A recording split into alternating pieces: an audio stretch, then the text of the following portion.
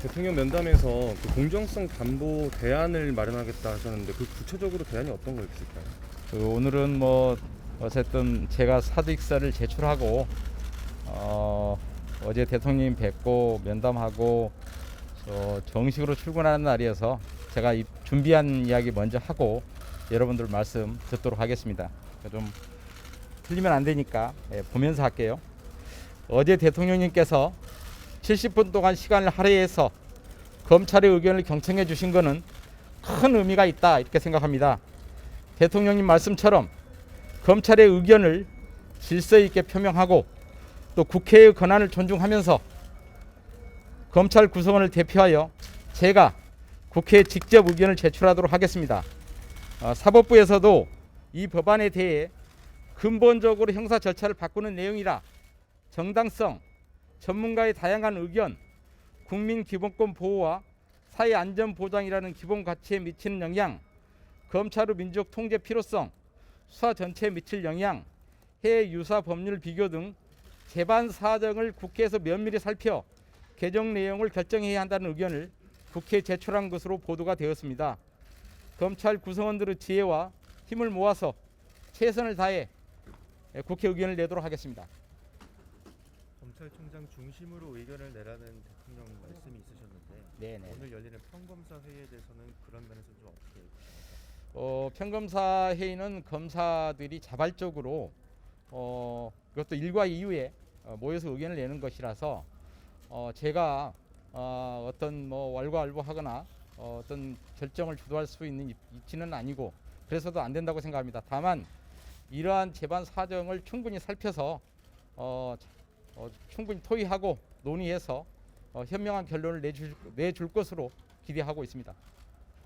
그 대통령 면담에서 공정성 담보 대안 마련하겠다 하셨는데 그 대안이 구체적으로 어떤 건지. 저희들로서는 어쨌든 국민을 대표하는 국회에서 검찰 수사의 공정성, 중립성에 대해서 의문을 제기하고 있고 또 그로 인해서 이러한 법안이 논의되고 있는 것에 대해서 정말 성찰하고 반성해야 된다라고 생각하고 있고요.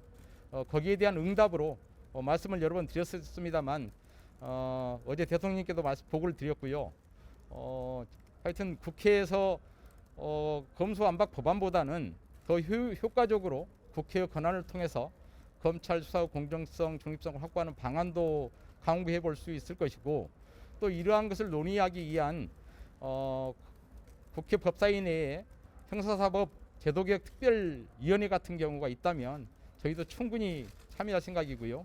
또 우리 자체적으로 할 수 있는 여러 가지가 있습니다. 수사심의위원회도 있고 그 다음에 또 일각에서 그 말씀하신 것처럼 이런 수사권 검찰의 수사권을 완전 박탈하는 것에 대해서 반대하는 것이 무슨 검사들이 정관예우를 받기 위한 것이 아니냐 하는 말이 있는데 그 부분에 대해서도 저희들이 전혀 그런 차원이 아니고 오로지 국민과 또 우리 대한민국 미래를 위해서 저희들이 의견을 드리는 것이라는 점도 말씀드리고 거기에 대한 저희들의 어떤 의견도 정관예우를 방지하거나 제한하는 그러한 의견도 한번 내볼 생각입니다. 대통령께서 검찰에 힘을 실어준 것이라 이런 일각의 평가가 있는데 총장께서도 그렇게 보십니까? 저로서는 검찰 조직 구성원을 대표하는 사람인데 저의 면담 요청을 받아주셨고 그리고 작은 시간도 아니고 바쁘신 분께서 70분 동안이나 시간을 할애해서 제가 충분히 그리고 상세하게 모든 이야기를 할 수 있도록 해주셨다는 것만으로 큰 의미가 있다 이렇게 생각합니다. 국회에 이제 나가셔야 될 텐데 일정을 조율 중이신가요? 지금 오면서 국회 법사위원장님께 이제 제게 대통령님께서도 국회에 나가서 적극적으로 의견을 제출하라 내라라는 말씀이 있었다는 이야기도 전했고요. 그래서 기회를 달라 요청했습니다. 그럼 당장 요번 주를 넘어서 계속 좀 더 일정이 조율 중이실 수 있나요? 국회 법사위에서 어쨌든 법안 심사가 시작되면 당연히 저도 국회에 갈 생각이고요. 또 그런 참석해서 의견을 낼 수 있는 기회를 달라라고 법사위원장님께 요청을 드렸습니다.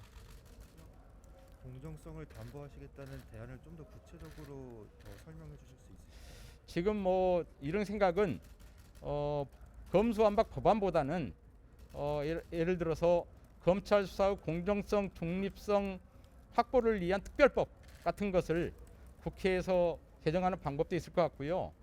예를 들자면 또 수사 자체의 공정성에 문제가 된다면 수사권자인 검찰총장, 고검장, 지검장 등을 국회에 출석시켜서 뭐 수사에 그 수사 중인 이유로 문제가 된다면 비공개를 전제로 국회 정보위원회처럼 비공개를 전제로 충분히 현안에 대해서 질의도 하시고 또 저희들의 답변도 한번 듣고 또 자료 제출도 받는 방법도 있을 것이라고 생각합니다.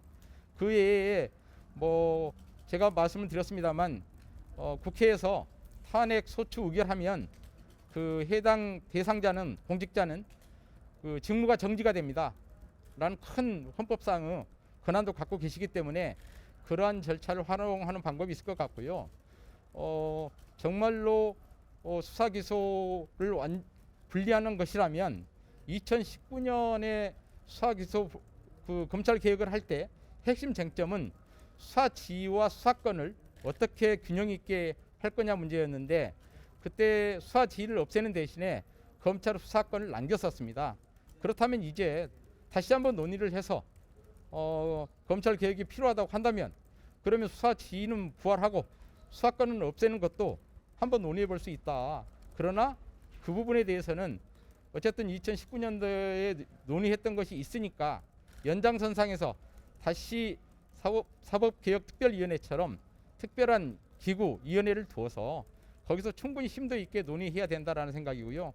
제가 말씀드렸습니다만 사법부도 같은 입장을 피력해 주신 것으로 생각합니다. 예, 고맙습니다.